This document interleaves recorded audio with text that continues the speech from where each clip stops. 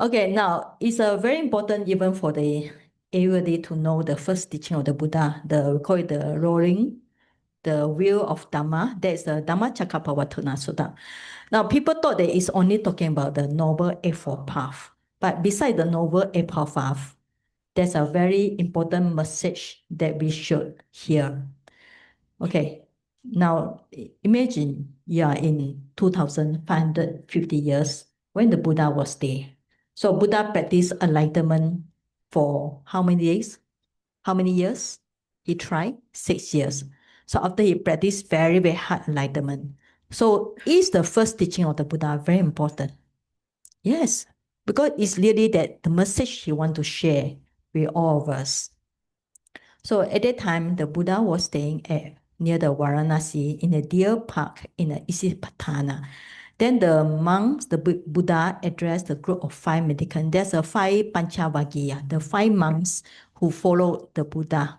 Remember when before the Buddha enlightened, they already left the Buddha because they thought the Bodhisattva was having sensual desire. But after that, they welcomed the Buddha and they practiced. Now the Buddha start to teach this kind of teaching. Two kind of extreme that shall not be cultivated by whom has gone forth. Now, even though it's talking about the Papajita, about one who gone forth, so we also can apply in our daily life. What are these two? Indulgent in sensual pleasures, which look ordinary, ignoble, pointless. That's the first one. And the second one, indulgence in self-mortification, which is painful, ignoble, and pointless. So the first one in Pali called Kala Sukha Lika Nuyogo, means enjoy so much in sensual desire. The second one is called Atta Kilamata Anuyoga. Anuyoga is practice. Kilamata is tired, means Atta is self-mortification. So you can see, these are two the Buddha say we should avoid. Okay, right? We should not cultivate it. These two, sensual desire, indulgence in self-mortification. And after that, avoiding these two extremes, the Buddha understood the middle way of practice. Now, this is the one you always hear. That's a Majjhima Patipada, middle path. You all heard about that, right? Middle path. What is middle path? Same as Noble Eightfold Path, right? Okay, that is a Noble Eightfold Path. Have you heard about this? Yes. Right view, right thought, right speech, action, livelihood, effort, mindfulness, and concentration. Okay. Now, before this, actually, a lot of people forget. The most important thing is you need to balance between indulgence in self-pleasure and ignorant self-motivation. Like, you can make yourself happy. You can have some little bit sensual pleasure because you are worldly people. If without sensual pleasure, without like handphone or whatever, it's difficult for you. But we should not be so totally indulged in it until we forget the normal life. You know, there are some people you can see, they watch the handphone, watch the game so much until whatever, they do killing. You know, recently in Malaysia, also in Myanmar, why do they kill only 18 years old? Your young people, you tell me, why do they kill at the age of 18 years old? Do they need to kill? Why do they kill? Because the influence of the social media or handphone, yeah. So much sensual pleasure, but their sensual pleasure is watching those killing, murdering, all right? So until they totally lost their mind. So the Buddha actually tell us that we should avoid these two because these two are making our mind too extreme. All right. So remember, these are two extremes. The first extreme is indulge in sensual pleasures, like watching the movie whole day, whole night, or playing games until you didn't want to go to school. You know, nowadays also a lot of youth didn't want to go to school. Why? Because they watch the games. The next morning, they don't want to go to school. They have no energy to go to school. So recently, this is a real case. There's one devotees. she asked me to for counseling because she feel very suffering. Her son locked herself in a room. The son didn't want her to go to school and cannot even go to school. Why? Because last time when the father gave him a handphone, so he indulged so much with the handphone, play games all day, all night, until the next morning, 6 o'clock, he couldn't wake up. So if he can be able to wake up, he go to school. But if he whole day, whole night, he watch the cartoons, watch the playing games, so he cannot do well in the school. When he cannot do well in the school, what happened? He failed the result, right? So when he failed the result, the whole school grading are dragged down by him. Okay, you can see that. So because of that, the school are not happy with him. So they kind of like tell him, don't come. So he didn't go for test, didn't go for SPM. So after that, he totally withdrawn for society because he cannot go to school because the result is so bad, and he locked himself in the room, play games whole day, whole night. So he totally we call it this kind of term, how do we call it? Nowadays we call it modern hermit. Do you know that term? Modern hermit means they hide themselves in a room in their visual world, in the games, all right? So be careful, Yes, you want to enjoy some sensual pleasure, but you don't want all the way until you totally divorce from society. Cannot even talk properly with your friends, with family members, and so on. Okay, so this one thing you all young people need to be take care. Don't say young people like even the auntie, uncle, you look at them, they also having the handphone. The moment they sit here, nobody go to that side. You know what is that side? What is that side? Books. Okay. You see the uncle, auntie here go for books or not? They will sit here, with their handphone also. Okay. So it's same problem all over the world. All right. Okay. Now the second thing is so the second thing, the one given by Buddha is not to self-mortification, means torture themselves. What is the meaning of self-mortification? It means that people believe that by torturing their body, like in the Buddha time, the ascetic, the winter is very cold, so they jump into the river Ganges. Why? Because they want to purify the mind, thought by purification of body, by torture themselves in the cold river, they can purify the mind.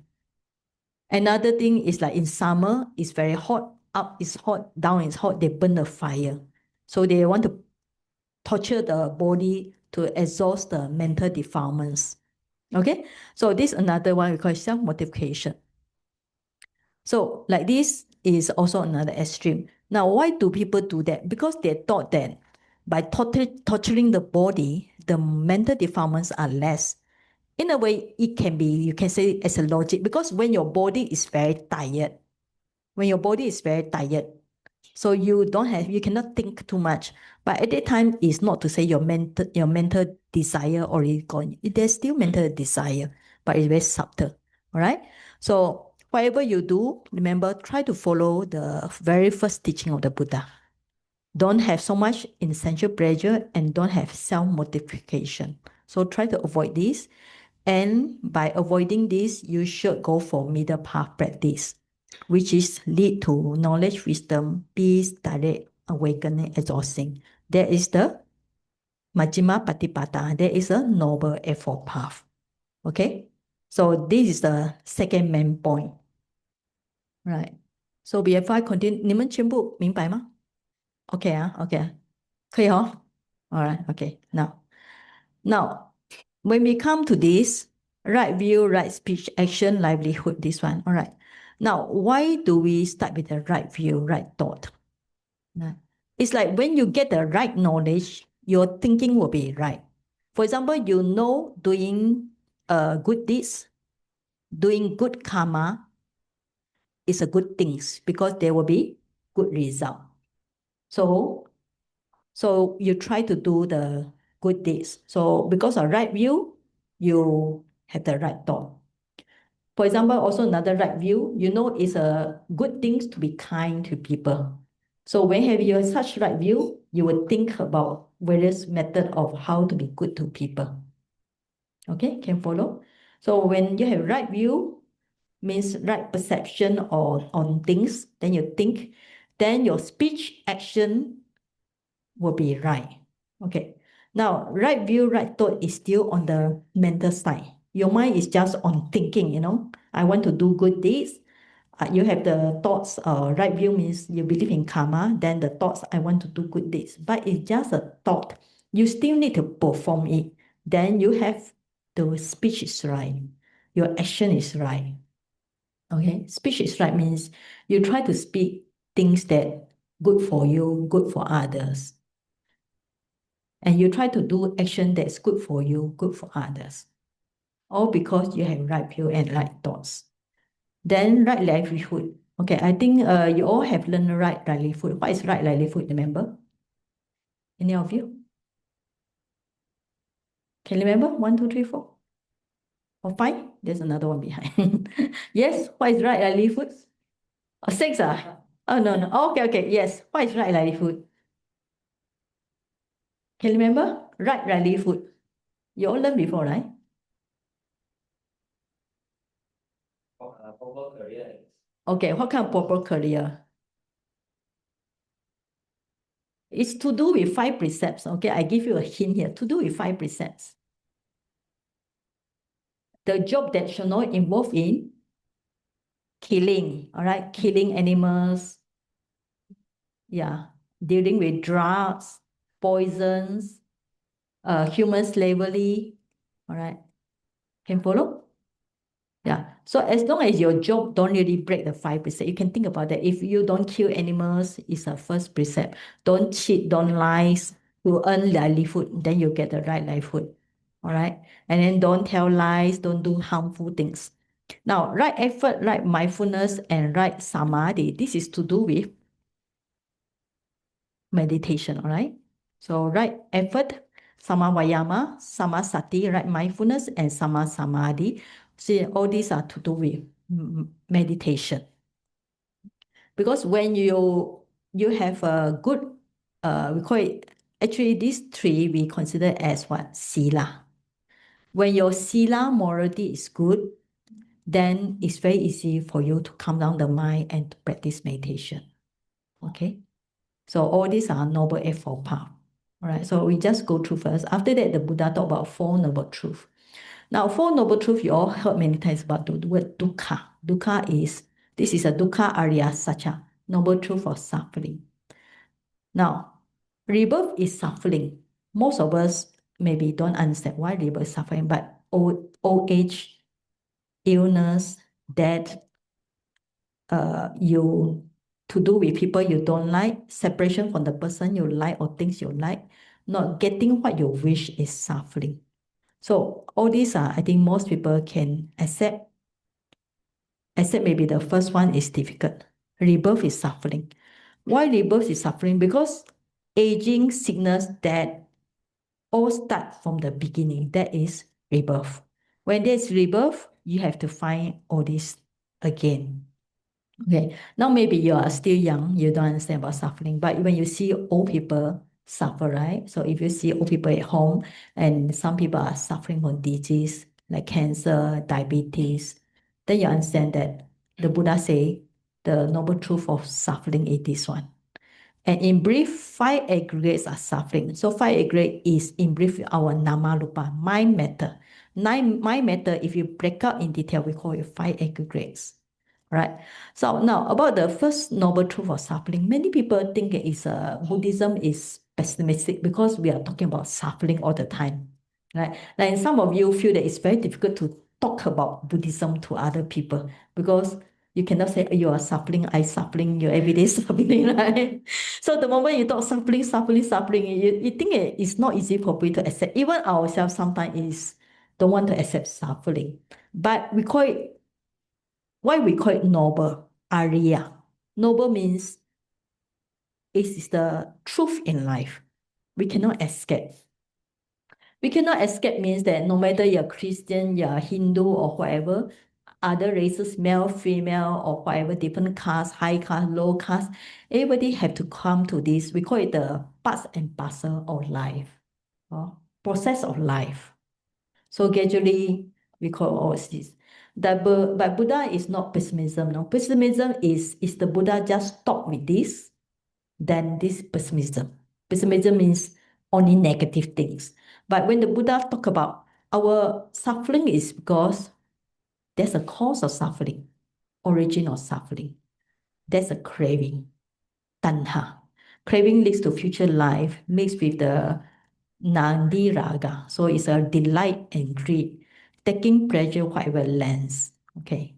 So the cause of suffering is because craving. Due to craving, we are born again in this life. Due to craving, we born, and wherever we born, we grasp it. All right. That's why the Pali word is called tatra. Tatra means here and there.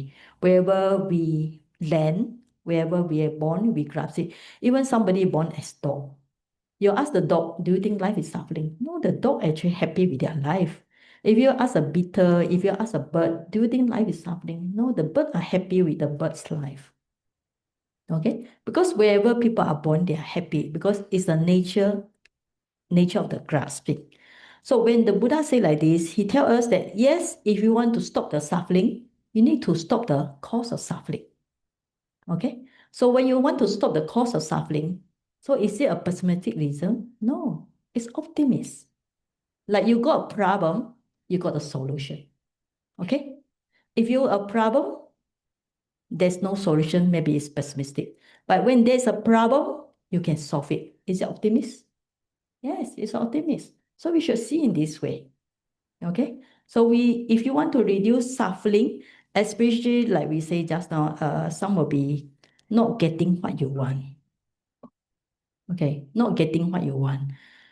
This is a very normal one. You want something, you cannot get it. You feel suffering. But if you don't have desire for it, then there's no suffering. You want this, you want that, but cannot get. Your friend have it, you don't have it. Then you feel very unhappy. Sometimes you feel jealous. Sometimes you even don't want to be friends with them because they have everything you don't have. So this is what not getting what you wish. It is itself is a suffering. Okay. So once we know the craving, if we can reduce it, and what happened, okay? Let's talk about in the Tipitaka, what is actually kind of craving? That is a Kamma tanha, craving for sensual pleasures. Bhava tanha, craving for, means you want your life to be continued. Next life, the same soul born again. And after that, craving for non-existence, means that you believe that this soul, this life, you finish. Next life, there's no more. So we call it non-existent. So it's finished everything. Now, then the Buddha say the third noble truth is the cessation of suffering. Now, what is cessation of suffering? We call it nibbana, all right? Nibbana. So it's a fading away of that kind of suffering. Like this, we call it optimists are very optimistic because we can stop the craving. By stop craving, we can let it go. And how to stop the craving? There is a Four Noble Truth, Noble Eightfold Path. Right speech, right action, and so on. Okay? So from this thing, we can see the first one, the Buddha talked about two extremes that we should not pursue. Then the middle path. Then what is middle path? Then the Buddha talked about the Four Noble Truths. So in this sutta, which is a very important, Dhammacakkappavattana sutta. Dhamma is the teaching. Chakka is the turning. Chakka is the wheel. Pavattana is the roaring, or sometimes we call it turning of the wheel. Turning of the wheel. Wheel is a chakka dhamma. Dhamma is a Dhammacakka wheel of Dhamma. Pavattana is turning. Okay, so it's good to learn Pali, so you pick up faster. Okay, now this teaching consider of few points. Do you still remember? The first point is, this is the very first teaching of the Buddha. And second point is, there are two extremes. What are the two extremes? Should not have too much sensual desire. Another one, self-mortification means self-torture, right? And after that, the Buddha talked about the middle way. Middle way. This actually reminds us, whatever we do, we should have middle way. Okay? Like you want to be happy, but you must also be careful. Your happiness should not be disturb other people. Like you want to do your things, but you don't follow the advice of parents, then you're disturbing your parents, right? You want to be happy, but you must make sure that your happiness don't disturb people. That's important. If your way is harmonious, another way we call it middle way means harmonious way. Harmonious with your life, your family life, with the society. Okay? And there are four noble truths. So the truth of suffering, origin of suffering, cessation of suffering, and then the practice leading to cessation of suffering. That is the Arya Atingomego, the Noble Eightfold Path. All right. So actually we can say if you follow this teaching, you are on the right way, right path already. All right. So why I want to talk about it, because it's sometimes we want to talk about all the worldly things, but we also need to know the right teaching of the Dhamma. So after that, then they practice all the way until they attain Nibbana. Then you can see the Devas all rejoice on this one. Okay. All right. So this is a just short one. Now maybe we talk about just on the point. There's a effort, mindfulness, concentration. All right. So let's go back to Noble Eightfold Path first. Okay. All right. So right view, right thought is let's say how should we establish this one? There are a few right view. Right view on karma. Okay, right view on karma. Right view on vipassana. When you practice vipassana, you need to know how to practice it. Sometimes there are right view on jhana also. Right view on dependent origination. Right view of also another one, belief in the past life, belief in the present life, belief in future life. Because some people, they don't believe in past life. They thought everything is spontaneous born. Some people don't believe in future life. They thought when this life finish, everything just finish. Okay. So basically for us as a Buddhist, the first right view we should do is believe in karma. Okay, come to this. Do you believe in karma? Why? Then people ask you, if you ask, you tell your friend, then people ask you, do you believe in karma? You say, why? Yes, I will ask you, why you believe in karma? Ah, you don't know? Huh? Because what? Okay, pass next person. Do you believe in karma? Okay, tell me why. Hmm?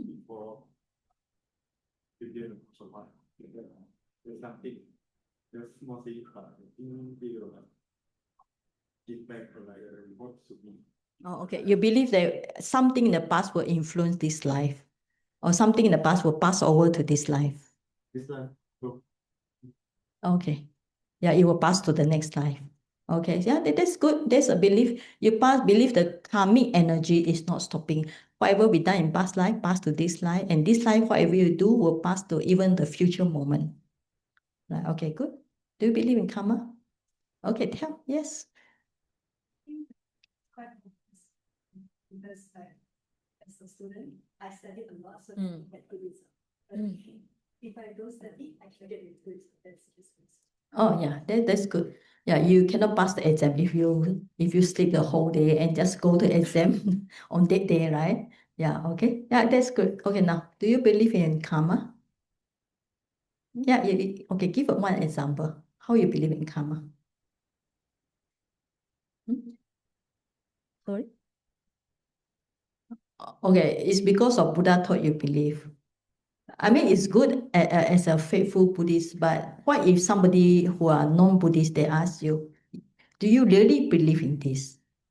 Then you have to justify yourself, because Buddhism should not be a blind faith, people ask you this question, you believe in karma? Then you say, because of Buddha taught. Then you say, oh, okay, right. Then you believe in Buddha thought, yes, because you're Buddhist, but I'm not Buddhist. I don't believe in Buddha. Then how should you answer?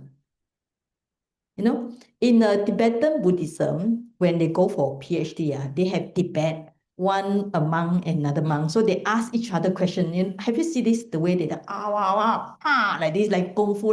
Then the other person they kind of like do a series of kung fu. They pass the question around.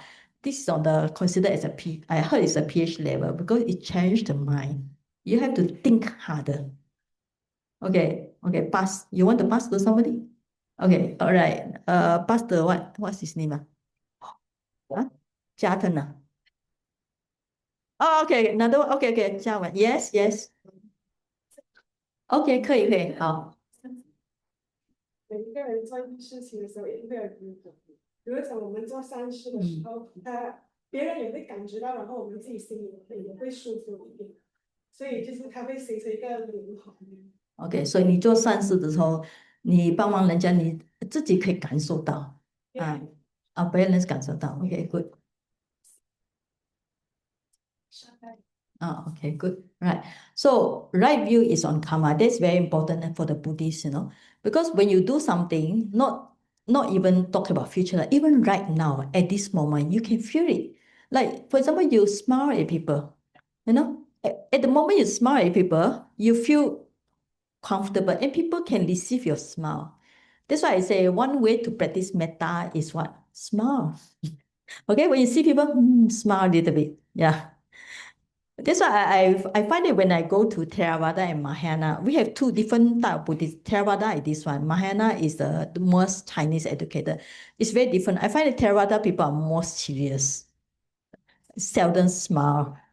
When we go to Mahayana, they see me, 师父, oh, 阿弥陀佛, they bow down immediately one, Yeah, the treatment is very different. The Mahayana, they see 师父 like, wow, they're very happy. Do you notice that? Why? Yeah. It's because maybe they are more towards their mind is maybe more open. We can say Theravada because you want to get Nibbana, so you're so stressful. Okay, yeah, all right. So yes, Jatana. Yes, can you tell me you believe karma or not? Okay, why? They already answered it. No. Okay, you give me one example based on your life. One example, yes. I think for those they say the past life or future whatever, I think that one hard to Yeah, okay. hard to do. But I think like Ryan or Joe said, study well, do well, then I think that's a very direct effect. Okay. I think another one is like you sleep late, then you very tired, so I think it's very tired. Okay. Yeah, you can see the result yourself, especially study, right? Because nobody can study for you, right, to pass the exam. I want to do one posting. I can one time when I was doing my computer programming, I study in the Indie College here. Okay, I take the computer science. So at that time, my mark is 96. 96 very high, right? In computer programming. Then I check the answer, though the teacher was there. Then I check the answer. I write in different way, so the teacher marked me wrong. I was not happy. So I give to teacher again. I pass my paper to teacher. So he corrected to 98. Yeah. Then there's another question. I come back, I check again. Because I actually my mind is very logic. So I think I also right. So I pass the teacher. So when the teacher want to change from 98 to 100, he look at me open mouth. Yeah, because I believe study. I study very hard. I tell you all my, except my STPM, I don't know why, but my SPM result was very good. My computer science, I get honors, first honors, okay? But during the first semester, I didn't know how to study because we come from the other stream, suddenly go for the college level, don't know how to study. Also, I would say the teacher, sorry to say, not so good. Really don't understand. But I go to look at the past year question. So I manage from the past year question, manage to understand what kind of question would they ask and what kind of answer would they come out. So based on past year question, I study and managed to get second semester, managed to get enough A to get a first class honor. So I also believe in karma. Okay. And that's really, I believe I study hard, I get the result. It's because I want so much. Not to say I really want to boast that, but I feel that working hard for ourselves is our own good treatment to ourselves. So if we want to have good life, we should treat ourselves very well. We should strive for it. We cannot expect, like Chinese say, 从地上掉下来的. You don't expect good things falling from heaven, no? Okay, that's why people of other region, they say their God will save them. I say, up to now, they never see their God also. They say the God will save them. I say, wait, have you seen the God? No. Okay. Like in Buddhism, we are different, no? We understand the Buddha has attained parinibbana, right? You all know Buddha. Is there Buddha? No. Do you expect help from Buddha? No. Okay. We are not the Mahayana. You go to a 西方极乐寺 Amitofo waiting for the Buddha to save you. No. Because the Buddha himself, what did the Buddha teach? Anicca, dukkha, anatta. The Buddha teach about impermanent, suffering, non-self. So if the Buddha, he teach about impermanent, suffering, non-self, he's still around after 2,550 years. So the message didn't pass well. Close the door, because, okay. All right. So there's a right view on karma. Based on right view, you will strive hard to do good deeds based on the understanding of karma. When you help people, it's not because for them. It's because for you also. All right. So when we help people, our mind will be happy right now. The children are okay. All right. So okay, we still have time. Okay, so let's talk about effort, mindfulness, concentration. All right. Okay, I think you understand about right view and right. Once you have a right view on karma, you start think about that. Like when you believe that doing hard, study hard is for you, so you will think in the right way. You will do it in the right way. So you will have a right speech, action, and also effort. And right livelihood is much more on the head. Now, effort, mindfulness, concentration. Let's talk about meditation now. So when you sit down and you observe the breathing, do you need to have effort? Yes. Yeah. Your mind run away hundreds, thousands of times. You need to put it back on the here, breathing, or at the abdomen rising falling. All right? Is it right effort? Yes, there's the effort. So now, what is mindfulness? Now, this word, okay, here's not brilliant. Samasati. What's the meaning of mindfulness? Can anybody tell me? No. What do you think is a mindfulness? Mindfulness is like put our what do you call it? Our mind 100% on whatever we are doing, the present. Okay. So like, let's say when we are cooking, so Okay. we make sure that we are doing the right thing by giving full focus. Okay, full focus and awareness. Okay. Actually, if you talk about full focus, it's much more on this sama samadhi. We call it right concentration, right?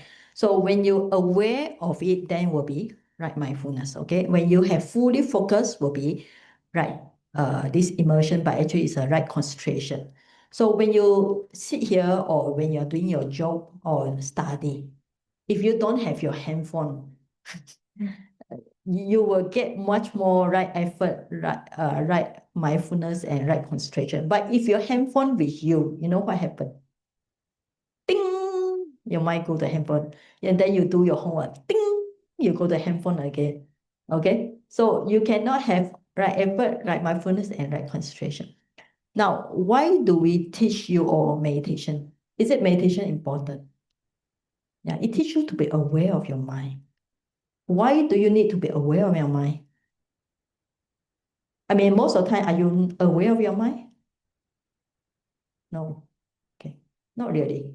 You notice that, especially when you have so much worry, you notice that if you have worry, so your mind is running very fast, very fast. And when you get angry, no, I think I like the simile of Ajahn Brahm. Ajahn Brahm is one of the very famous Australian monk. He gave one example. If somebody call you stupid, then you're angry for the whole day. If somebody say, yeah, so stupid lah, today you do something was Sutta-The, then you get home, you're very angry, right? But the person only say you are stupid one time, then you go back, you call yourself stupid thousands of times, you say, I'm stupid, why you call me I'm stupid? I'm not stupid. Okay. So it's because we don't have right mindfulness. Right mindfulness, besides just not the breathing, you should also protect your six sense bases. We call it six sense bases protection, means when you see your eyes see something, ear hear something, nose smell something, taste something, body something. Don't let the mind carry so much, carry away. Like when you hear somebody call you stupid. Now, okay, for example, in Chinese, we say, or for example, we call it 猪 你是猪 people will get angry if you understand 你叫我猪还是叫我狗是不是 That's in Chinese, you're a dog and you beat, you get angry. But if you don't understand Chinese, if you call you 你猪 you will get angry if people call you 猪. If you don't understand Chinese at all. Why? Because you don't grasp the sound. All right? Okay. So I think in Asian culture, if people think that you're a dog, you will not happy, right? In an Asian culture. Is it? Asian culture, I say. But in Western world, if you say somebody is dog, maybe they are very happy one. The culture is different. Why? Because in Western world, the dog are pampered one, you know. They don't put the dog like all the stray dogs seldom got. All the dog will need to stay inside the room during the winter time because it's very cold. So the dogs actually are parts of the family. They eat very good food, even better than us. Maybe fried chicken every day, you know. Yeah. So they have a very good dog nutrition food. So the concept of dog in different societies is different, right? But in Asian, if somebody call you a dog, a cat, or maybe you're angry, all right? So how to be mindful? To be mindful is that you should be always aware what things coming in. It's very important, no? Especially now you will go to society. Now he already step to society, you know, dealing with bad customer, good customer, right? Yeah. So when you go to society, things are coming in all the time, not just handphone, no. You need to speak with people, your boss, your supervisor, and so on. Sometimes not everybody will treat you nicely, you know. Yeah. Things will happen. So you need to know how to protect the mind. That is right mindfulness to survive. Okay. And also all the time you must have the right view, right thought. Means that you know that in this life, whatever I do, at least I want to make my life a good life. I want to help people. I want to improve my life, right? So that's right view and right thought. Always never give out this one. Because sometimes people maybe have many problems in life. They will be more depressed, having more depression. Then they start to lose their purpose of life, their we call it right view on what they should do with this life. Even this life, if one day no job, you go outside sweep the floor, you also consider good job because you are helping to make the street clean. All right. Do you know there's one sweeper every day? Yeah. Yeah, there's one Indian people come every day one. So I also give her some extra food that I don't want. Okay. So that's also doing dana. Okay, now we go for meditation now. So what we do is, so we just, you all sit down, close your eyes now. You make yourself comfortable.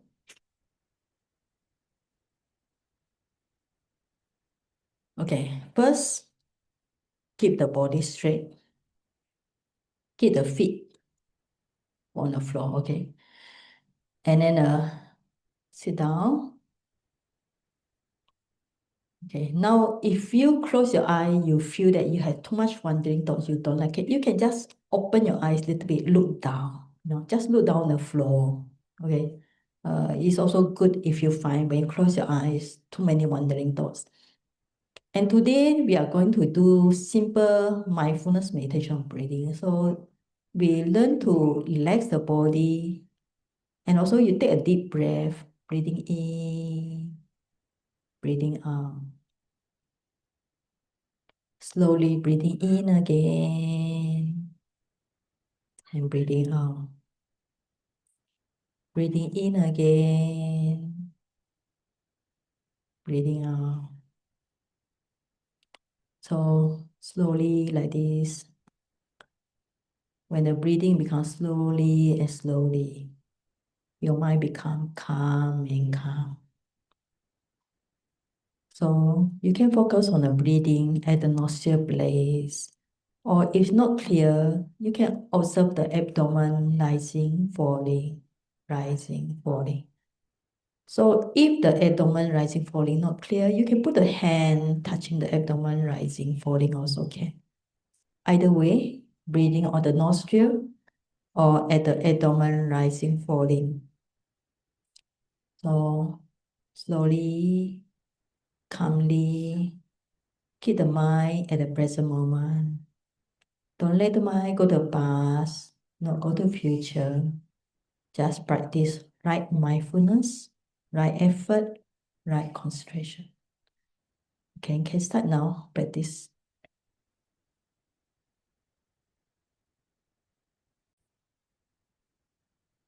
Okay, I think now we can do the standing meditation. So everybody just stand up.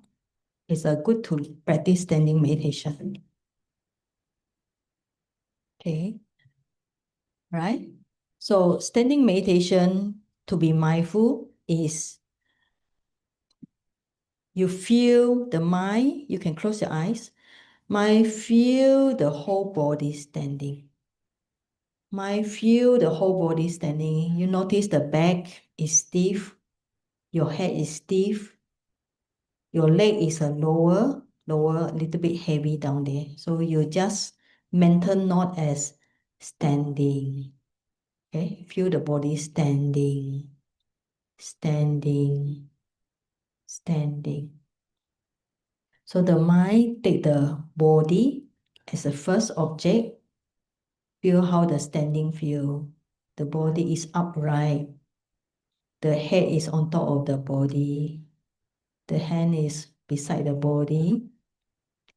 Your back is straight. When you breathe in, breathe out, you know the motion in the abdomen. When you breathe in, breathe out, the abdomen move. Your chest also move. So this is the first object, we call it standing. Especially you feel the back is, your spine bone is it's like make you upright. So you can do standing for a few minutes. Okay, you note the mind standing, standing, standing. Okay, the mind, not the body, standing, standing, standing. Now, second object is the mind aware of the feet touching the ground. The feet touching the ground. The feet touching the ground. You feel the body, the feet press against the ground. The ground is hard. Your foot is soft. You feel the sensation of touching there. So after a while, you might find some other feelings like softness. The ground is very hard. Yes, the feet is soft. You also can feel some hot heat sensation just below the feet. So this is a second object. We call it the feet touching. Right? So touching, touching. So in Vipassana, we call this touching sensation. Okay, now go back to the body again. Feel the body standing, standing, standing. So aware of the body standing. Okay. So feel the body, how the body keep upright. Because there's a wind element in the body, so keep the body standing.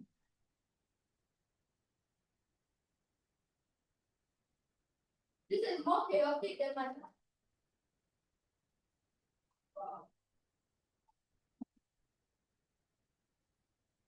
Then aware again of the feet touching the ground. So in Vipassana, when you're doing the standing meditation, there are two objects. First, the body standing. The second one is the feet touching the ground. So you feel the touching, touching, touching. So this is what we call four great elements. Because in the body, there's a hardness, softness, lightness, heaviness, roughness, smoothness. Also in the body, so while you're standing, you feel the body getting cold. Outside, the skin is cold. Inner body is hot. So cold and hot, all these are the fire element. So when you go outside, you feel the body is hot. Sometimes you feel the sweat. So sweat, blood, all these are water element. Sometimes you feel the phlegm in the throat and so on. So in the body, there are 4 great elements: earth element, fire element, water element, and then the wind element. So while you're doing standing, you can feel the body. Sometimes it's hard, sometimes are soft. So when you stand for a long time, you feel the body getting heavier, especially the lower parts of the body, heavier, heavier, heavier. So all these are earth elements. When you notice hot and cold is fire element. Wind element is support the body, so this is a wind element. Okay. Wind element is supporting the body. Wind element also cause the abdomen rising, falling to move. Abdomen rising, falling, or breathing is caused by the wind. So wind has 2 elements, moving and supporting. Okay, so just practice for 5 minutes standing meditation.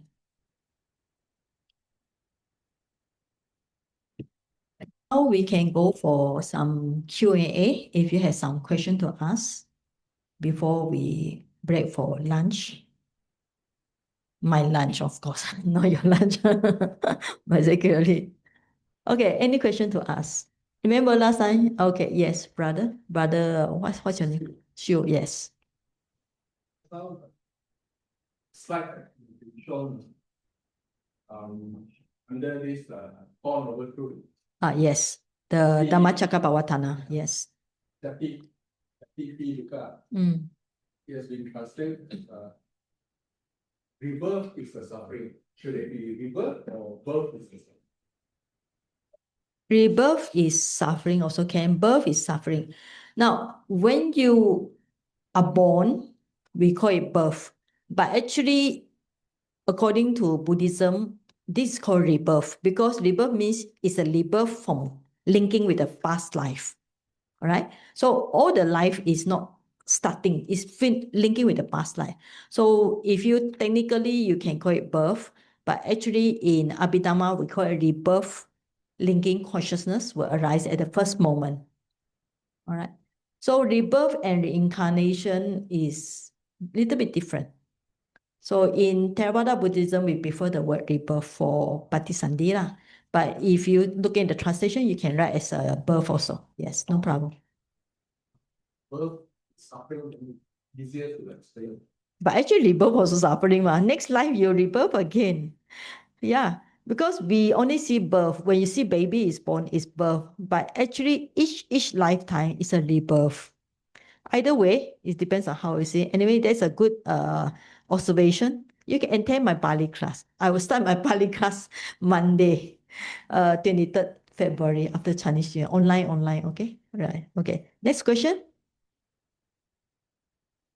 You know how to make somebody very clever? By asking questions. Even you ask stupid question, you might be clever also.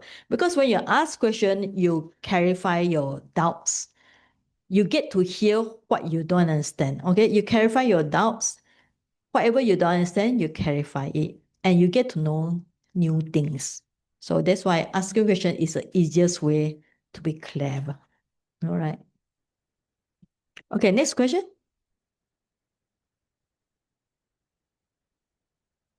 No, Asian culture is very different from Western culture. No?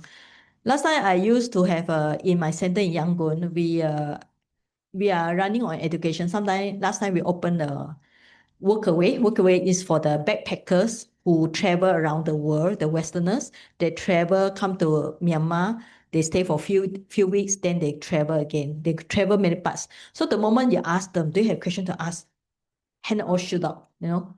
But Asians are very shy. They're afraid of asking those stupid, they thought it must be stupid question, but all the questions are not stupid.